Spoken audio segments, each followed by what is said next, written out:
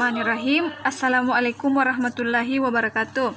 Perkenalkan, nama saya Sidratil Mansur dari Institut Agama Islam Negeri Palopo, Fakultas Ekonomi dan Bisnis Islam, Prodi Ekonomi Syariah, semester 5, kelas E.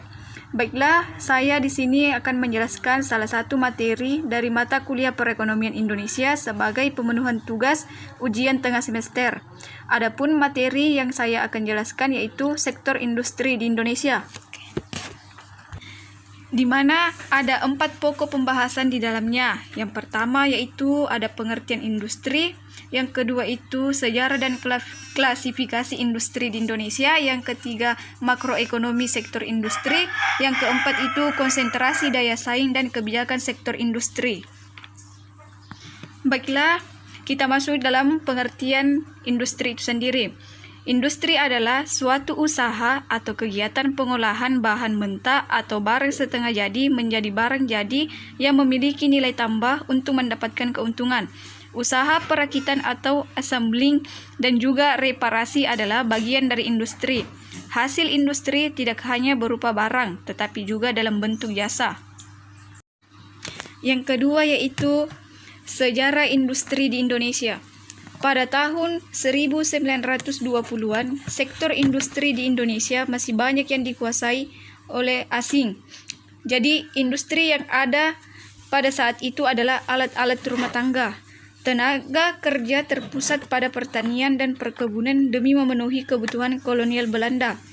Perusahaan besar hanya ada 2 buah saja. Pada tahun 1939, mayoritas tenaga kerja bekerja pada pengolahan makanan, tekstil, dan barang logam. Investasi pada masa itu sebagian besar dikuasai swasta.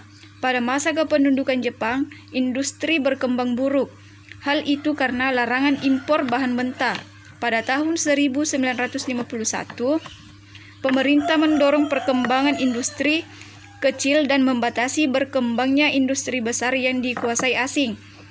Pada tahun 1957, sektor industri mulai mengalami kemunduran karena situasi politik yang belum mendukung dan kurangnya tenaga kerja yang terampil. Pada saat Orde Baru, kebijakan ekonomi dikomplekskan dan salah satunya adalah mengundang investor asing. Kebijakan-kebijakan ekonomi ini mampu membawa Indonesia ke dalam kondisi yang lebih baik. Yang ketiga yaitu klasifikasi industri di Indonesia. Yang pertama yaitu ada ISIK, yang kedua proses industri, yang ketiga bahan baku, yang keempat barang yang dihasilkan, yang kelima produk yang dihasilkan, yang keenam cara pengorganisasian, yang ketujuh bahan mentah, yang kedelapan objek pengelola, yang kesembilan lokasi unit usaha, yang kesepuluh itu modal yang digunakan. Selanjutnya itu yang ketiga, makroekonomi sektor industri. Ada 4 bagian. Yang pertama yaitu perkembangan jumlah perusahaan. Industri-industri berskala kecil dan rumah tangga masih sangat dominan, sedangkan industri berskala sedang dan besar meningkat sangat sedikit. Yang kedua yaitu kinerja ekspor. Ekspor manufaktur nasional tidak kehilangan daya saingnya. Kinerja ekspor manufaktur yang cukup baik membuktikan bahwa manufaktur Indonesia masih punya taring di pasar dunia.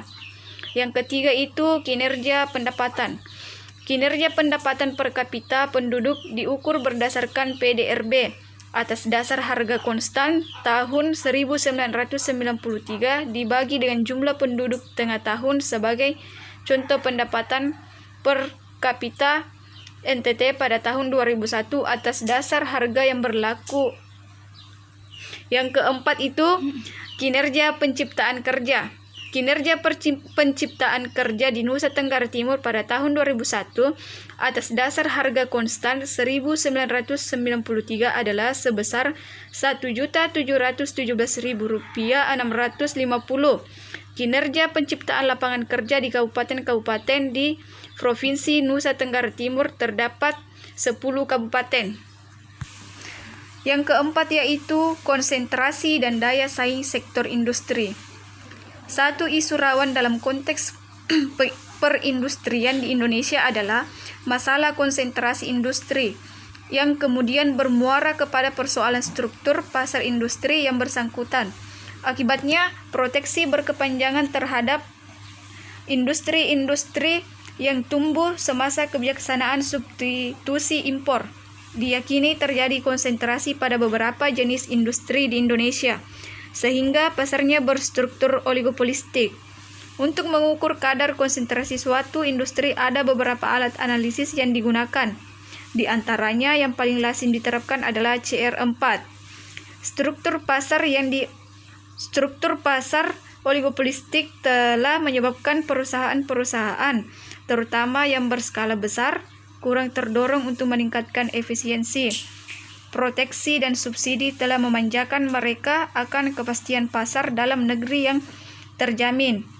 Akibatnya, daya saing mereka dalam menghadapi produk sejenis buatan pasar luar negeri atau di pasar mancanegara tidak dapat diandalkan.